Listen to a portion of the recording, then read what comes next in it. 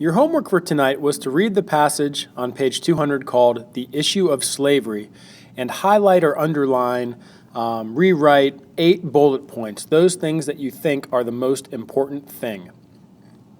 The issue of slavery. The Revolutionary War brought attention to the contradiction between the American battle for liberty and the practice of slavery. Between 1776 and 1786, 11 states, all except South Carolina and Georgia, outlawed or heavily taxed the importation of enslaved people. The most important thing from that paragraph is probably the contradiction between the American battle for liberty and the practice of slavery.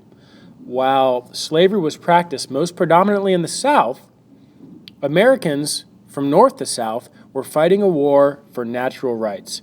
And the Declaration of Independence says, all men are created equal. Although slavery was not a major source of labor in the North, it existed and was legal in all northern states.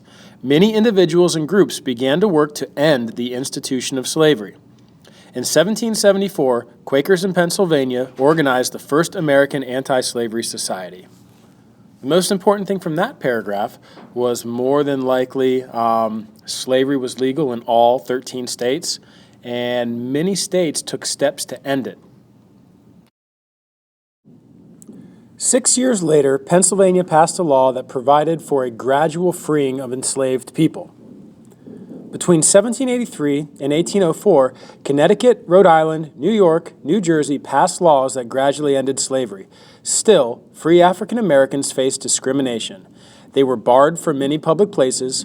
Few states gave free African Americans the right to vote. The children of most free blacks had to attend separate schools. Free African Americans established their own institutions, churches, schools, and mutual aid societies to seek opportunity. That paragraph talks about how most states in the North began to outlaw or ban slavery. The states south of Pennsylvania clung to the institution of slavery. The plantation system of the South had been built on slavery, and many Southerners feared that their economy could not survive without it. Nonetheless, an increasing number of slaveholders began freeing the enslaved people that were held after the war. Virginia passed a law that encouraged manumission, the freeing of individual enslaved persons, and the state's population of free African Americans grew. Most important thing from that paragraph was that the South became or was so dependent on the plantation system because it provided a source of free and inexpensive labor. The economy in the South was dependent on slavery. If it wanted to keep making money, keep producing cash crops, it had to have slavery. The last paragraph.